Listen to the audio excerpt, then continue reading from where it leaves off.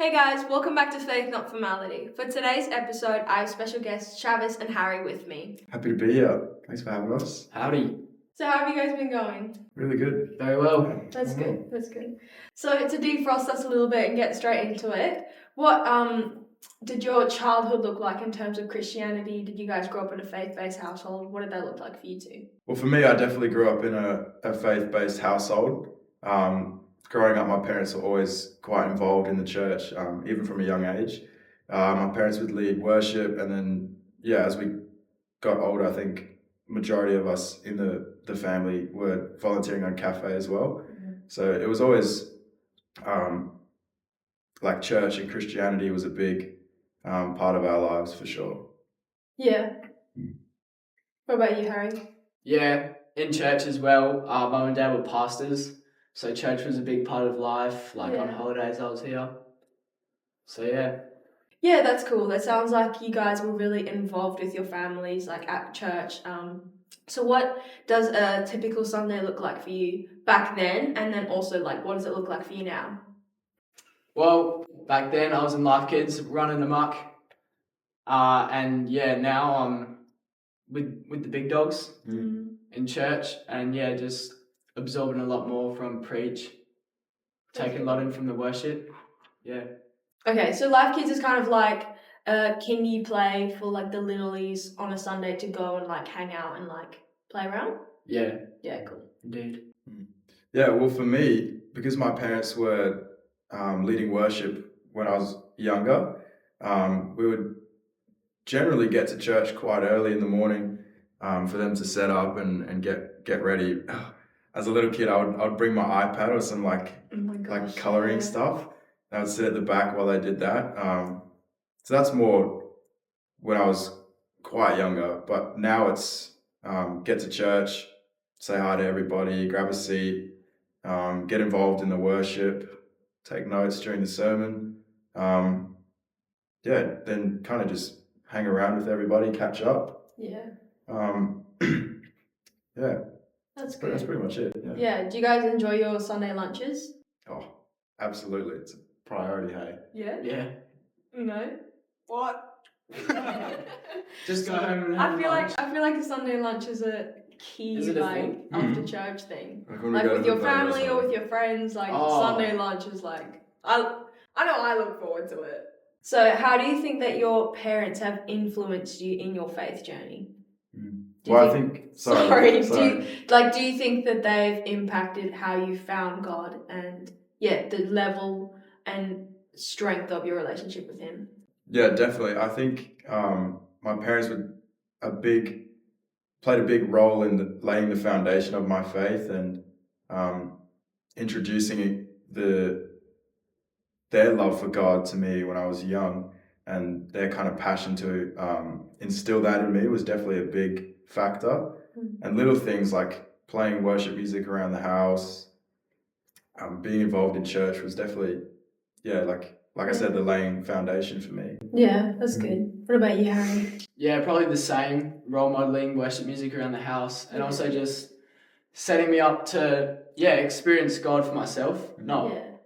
Still their faith, but like youth, summer camp is just something that I had to do. Yeah, that's good. Yeah. I think our parents really do play such a big role, like in our faith, because that's where we learn it from. You know what I mean? Yeah. If they don't introduce it to us, it's very hard to find it, or we find it later in life by our community and our friendship. So that's really cool. Absolutely. You kind of have talked about what a typical Sunday looks like for you guys.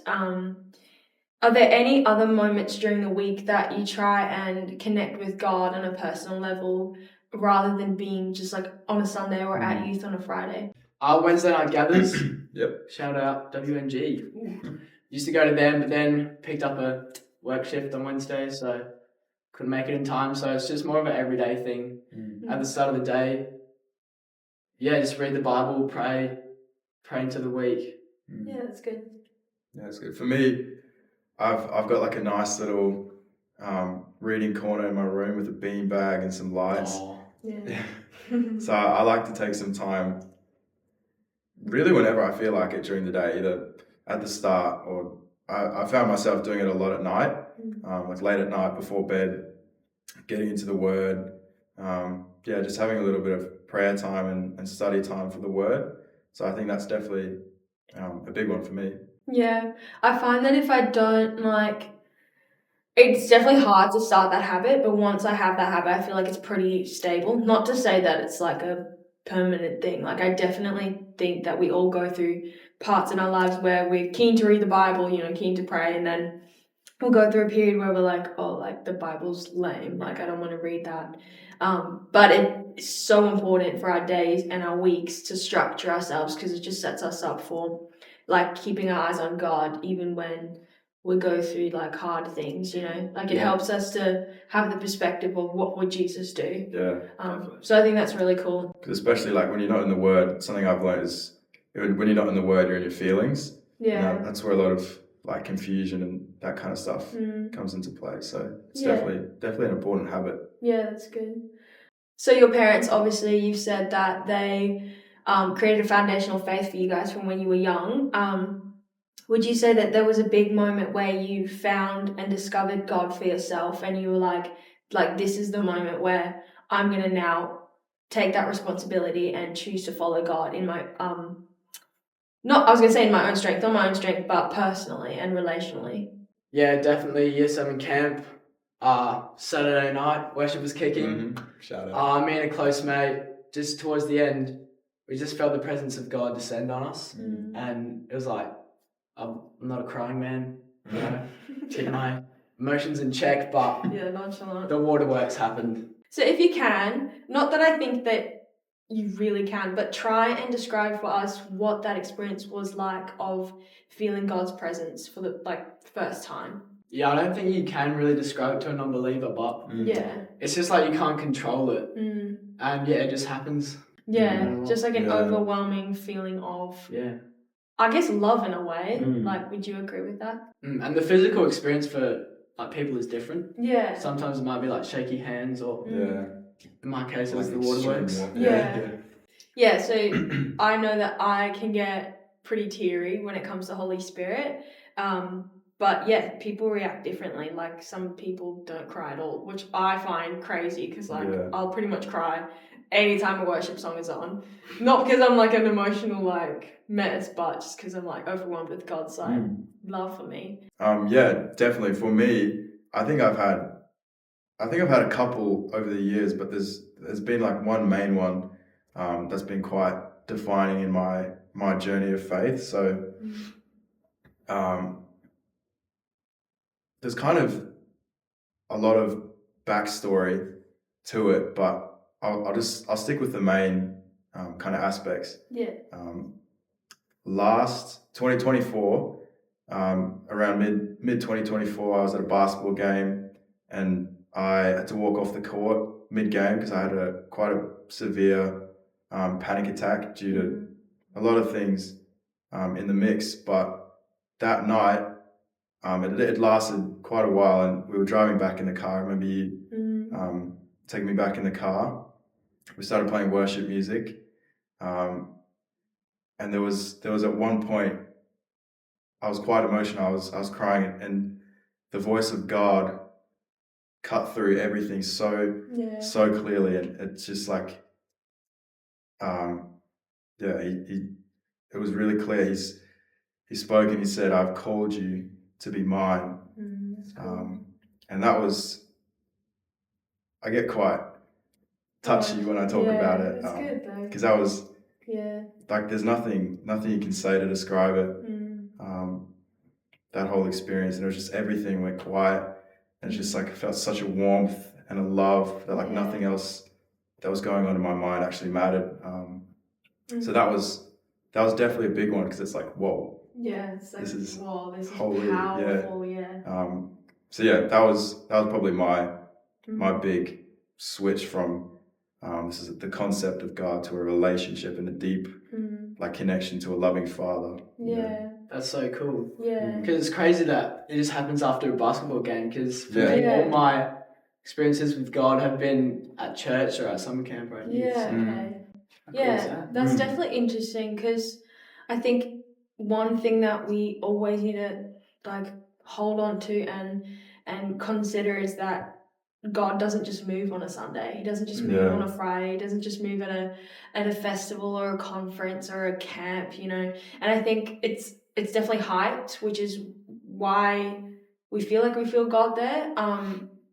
But I think our church does that so well. It's like making sure people know that God doesn't just move on a Sunday, and those big moments that he can move in the middle of a basketball game, you know. When you wake up, he can speak to you in your dreams, he can speak to you. But yeah, I mean, not to take away from your personal experience, but like I was in the car driving him home that night, and like seeing it from an outside perspective, it's so cool to hear about what actually was going on in your mind, because to describe it, it just felt like the enemy was so like I remember like just declaring God and like declaring the enemy away, because I could feel him so strongly, and like I'm not gonna lie, I was like quite scared, but like I just knew, and I had that strength to just declare God over you, and in an instant I remember like it was gone, and God was so clear. In that moment, it changed from tears of sorrow and like anxiety to tears of joy and like rejoicing, you know. Yes, that's so cool. Yeah, that's so crazy. I didn't even know that. Yeah, that's pretty cool. And I think, I mean, it was cool that like just the worship music in the background, and it was silence. Like it was a 30-minute drive, no, a bit less than that. But it was a long drive home, and we didn't say anything all the way home, but because we both just felt the presence of God so clearly, like we were both just overwhelmed with like I didn't have anything to reverence say for what was happening.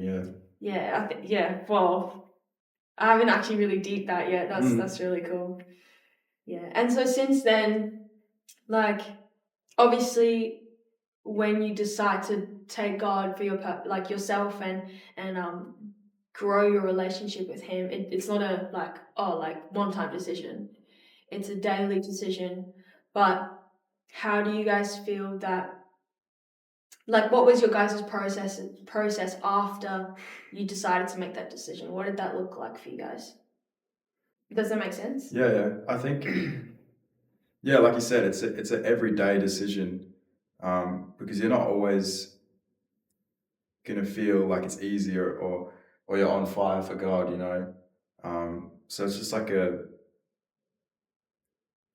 daily and a weekly, monthly internal decision of this is real, and this is like it's not just a one-time moment with God. It's like choosing internally to commune with him and spend time with him, to build that relationship further, so that then more experiences like that and more deep defining moments are like a byproduct of it, you know. Yeah, that's good. What about you, Harry? Yeah, it's definitely a continuous thing. You gotta, keep remembering whose you are. And the enemy, sorry, I'll try and keep the devil talk to a minimum, but the enemy will come after you after that moment, and it'll try and help make you forget it. Yeah, that's so true. But yeah, it's important. It's important. It's important to just keep remembering whose you are. Yeah, that's really good. Yeah, that's so powerful in itself, because for sure, like, yeah, as you said, let's try not to go too deep into this, but you know what? It's gone there, so let's go. The enemy, like, he does not want you to make this decision, right? So he will try everything he can to get in the way of you and God, so that he can win, and like that's just like, oh, it sickens me. But yeah, I agree. Like that's so important to keep your eyes on him, especially after a decision like that. Like I think the enemy, like all throughout your life, you'll have phases where he gets loud in your head, and that's where you have to take time to go, God, like I know who you are, I still choose you. And yeah, that's really good. Like, good on you guys. Yeah, and it's not like the end of a movie where the villain's a bit like, sort of, I'm not the villain anymore. It's like, the enemy's a dog. Yeah. He is a dog. He is a dog. So yeah, how has knowing God personally and having a personal relationship with him affected how you see yourself, but also how you treat others?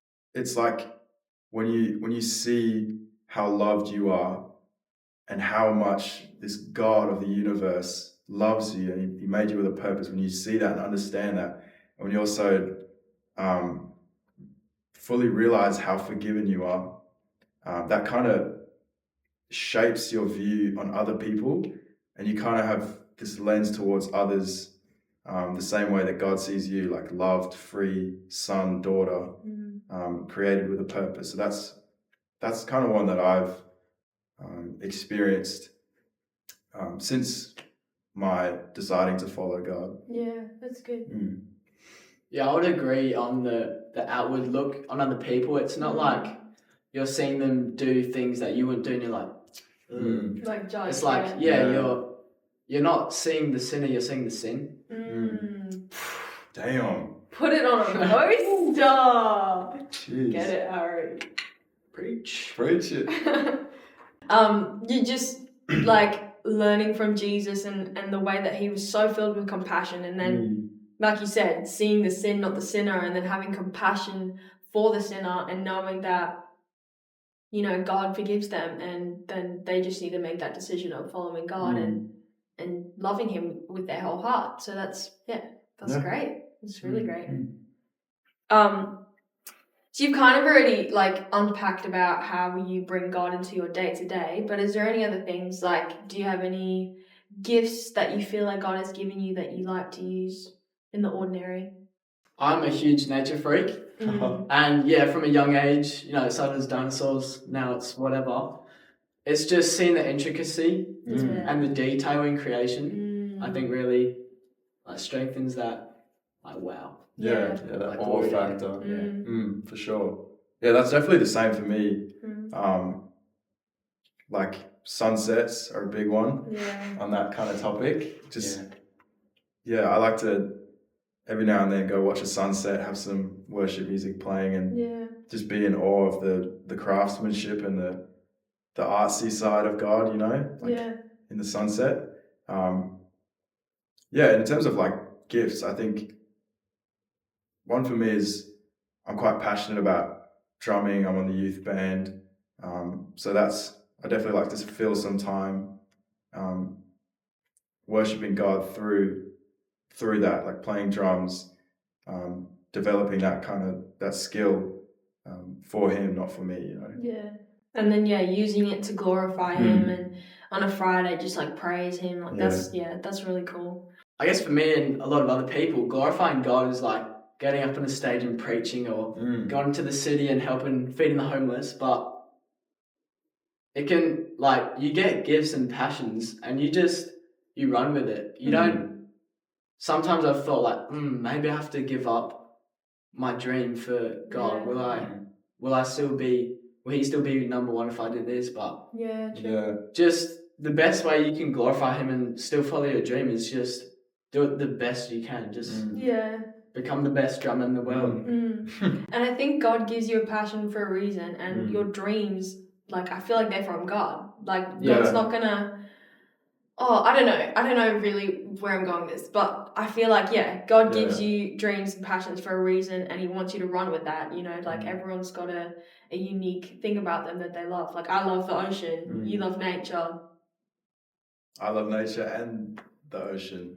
Okay, yet to discover your passion. Yeah. That's okay. No, you like woodwork, you like craft, sure, you like making houses. Yeah. Yeah. And also another thing with that kind of idea of dreams and God, just because you dream big doesn't mean you have to keep God out of it, you know? Like, that's where God needs to be invited. Exactly, yeah.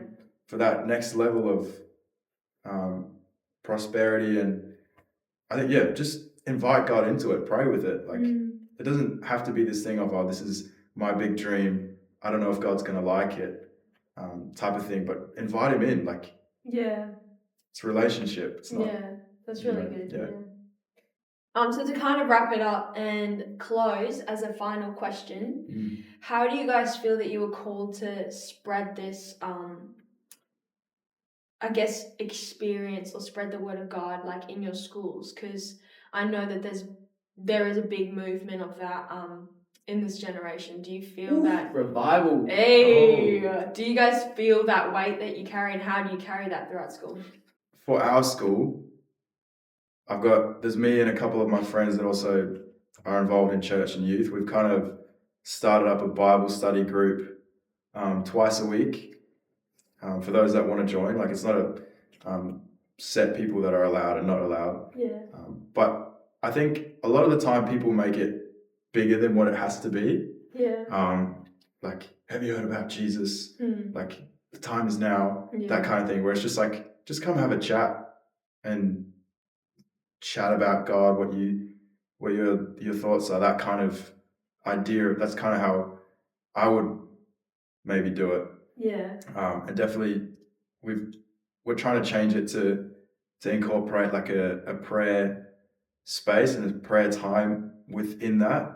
Yeah. Whether it's one of the days or just like a little quick thing. But that's one way that I've kind of incorporated into school, and so I just want to see my peers know God, really for who He actually is. So and I know there's a big weight to carry. I mean, we all carry it, but I think schools in particular is a lot like more intimidating, because you've obviously got high school students with big opinions, and so that's really good on you. What about you, Harry? Yeah, we actually, chaplain tried to start up a prayer group at our school. Yeah. Didn't work. I was like one of 2 people who showed up. Really? Oh. So I sort of just stopped going. Hey, it's a seed that was planted. Well, it died. But no. A seed was planted, and God's gonna grow it elsewhere. It died. It died. Let it die. Let it die. Let it shrivel up and die. Yeah. No. Hey, quotes from the Lorax. Yeah. They hit. Yeah, I think that's really good. I think it's important to like keep on trying, even though it died. I've got more. Oh, go for it then. Sorry. It's got more. Yeah, and school is sort of a place where if you're not at a Christian-based school, like you don't feel distant from God, but it's just harder to keep Him on your mind and think about Him. For sure. I go through a whole day of school and I don't think about God once. Yeah. But it's cool sort of being the pioneer. That's a big word. Look it up. Yeah. Being the pioneer in your school of like trying to build that foundation, build that base, and get your mates along to youth, and try and change the culture. And absolutely. That can help you as well, because just surrounding yourself with the right people. Yeah, that's a big weight to carry. Like, especially if you're one of the few in your school. Yeah. Like, if you're in a non-Christian school, that's like even more intimidating, because like the backlash of that is so much greater most of the time. There's a lot of harsh opinions actually, as well. I've found that like mates have just been coming up and asking questions like, "Hey, have you read the Bible?" Or like, "What does church look like for you?" That's cool. So that's kind of like this. Hey. True. So thanks guys for listening to today's episode. Thanks Trav and Harry for joining me. It's been incredible. Make sure you guys stay up to date with the socials. We're on Instagram, YouTube, TikTok, and Spotify. Our tag is Faith Not Formality. So go have a watch and a follow and a listen. And thanks so much for listening for today. See ya!